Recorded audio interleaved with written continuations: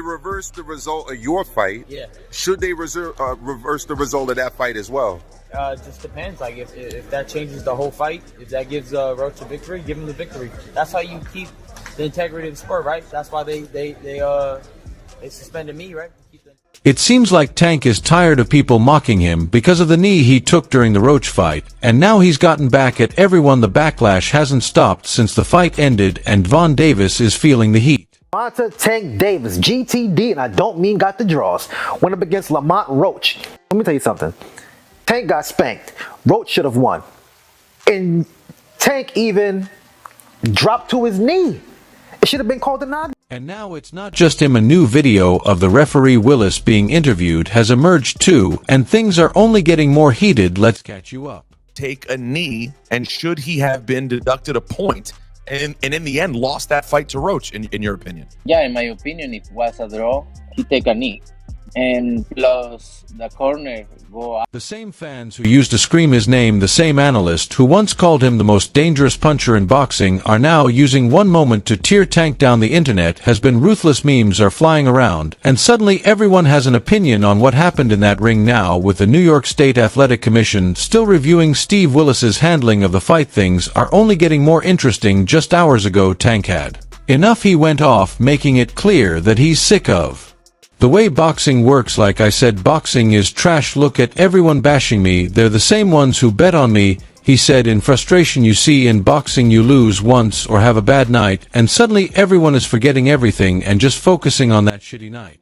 Boxing has become this thing where, you have to be undefeated for people to care about you, and that's all going to... He isn't wrong. Ever since the fight, the conversation hasn't been about his career, his power, or his dominance. It's been about that moment, the moment he dropped to one knee, the moment Steve Willis hesitated, the moment Lamont Roach Jr. was arguably robbed of a legitimate knockdown. Suddenly, the narrative around Tank changed. The same people who once said he was unstoppable are now saying he's vulnerable. Fighters who once avoided mentioning his name are now throwing jabs, acting like this is their moment to challenge him, and the biggest insult, people are acting like Shakur Stevenson can walk through him now.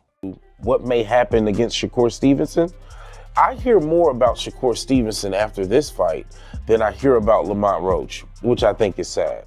That's what really set Tank off. I lost focus in there, but that doesn't mean yes, he snapped. I'll get back up, and we'll see what everyone says. I'll put all of them down. It's clear that Tank isn't just responding to the Roach fight, he's responding to the disrespect. He's looking at all the analysts, all the fans, all the fighters taking shots at him, and he's making it known that he isn't backing down. But while Tank is dealing with a backlash, the debate around the fight itself is still raging.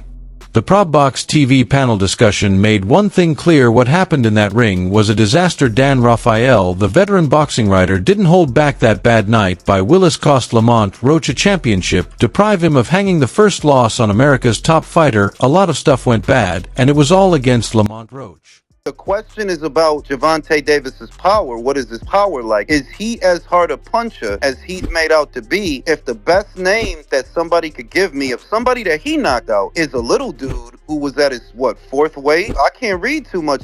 Jack Rice, a respected former referee, along with trainer Stephen Bradman Edwards and former champions Chris Algieri and Paulie Malignaggi, were all in agreement Roach's knockdown should have been called. The way Willis handled the situation raised too many questions. First, there was the hesitation, then there was the fact that Tank turned his back and walked to his corner mid-round, and then in the middle of all this, his trainer Calvin Ford was allowed to step up and wipe his face with a towel. How does that happen? Mulgi asked during the panel. How does a fighter just walk to his corner, get his face wiped, and the ref does nothing? It's insane.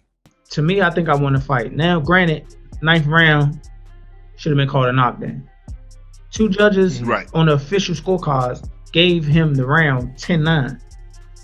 If that was a knockdown, I win the round 10-8. That's a 3-point. And now ProbBox TV founder Gary Jonas, who also advises Roach, is pushing for the New York State Athletic Commission to overturn the results. He has officially filed an appeal arguing that Roach should be declared the winner. His reasoning: the knockdown was clear. Tank turned his back mid-fight, and Calvin Ford illegally stepped onto the ring apron. Any one of those things should have been enough for Willis to take a point. People make mistakes, but this always happens to favor the side. Bradman Edwards pointed out it's a statement that many fans agree with. When Tank was the undefeated superstar, everything went his way. But now that there's a moment of weakness, everyone wants to talk about how boxing protects its biggest stars. Malik Nagy wasn't holding back. Either you cannot call your own time out, he said bluntly. That's not how this works. You lost that fight. I mean, the only reason they gave you the fight was because you would make more money as a champion, but there's no way it's a draw, and they didn't call it a knockdown. If they called a knockdown, you lost. But while the commission is busy reviewing the fight, Tank is focused on something else: revenge. He sees what's happening. He knows that if he had knocked out Roach early, none of this would be a conversation. He knows that the same analyst criticizing him now would be praising his power if things had gone differently. And let's not forget the fighters circling around him now. Shaker Stevenson wasted no time throwing shade, implying that Tank's performance proves he can't hang with pure boxers. Ryan Garcia, of course, couldn't resist getting involved, clowning Tank on Twitter and saying not so scary anymore, huh? So when your foot's out, you know, 1 foot out, you're going to get in the ring and you're going to have that moment where you know you got to step it up and it just won't come. But I think that's what happened. What do you think about him taking the knee at that point? I think that... should it have been ruled a knockdown? Even Devin Haney, who has had his fair share of words with Tank, made sure to remind everyone that real champions don't take knees. Tank isn't just hearing this, he's taking notes for him. This is personal now. This isn't about whether the knee should have been counted as a knockdown. This is about proving that one shaky night doesn't erase everything he's done. He's always been known as the most dangerous puncher in the division, and he plans to remind the world exactly why. I'll put all of them down, he repeated.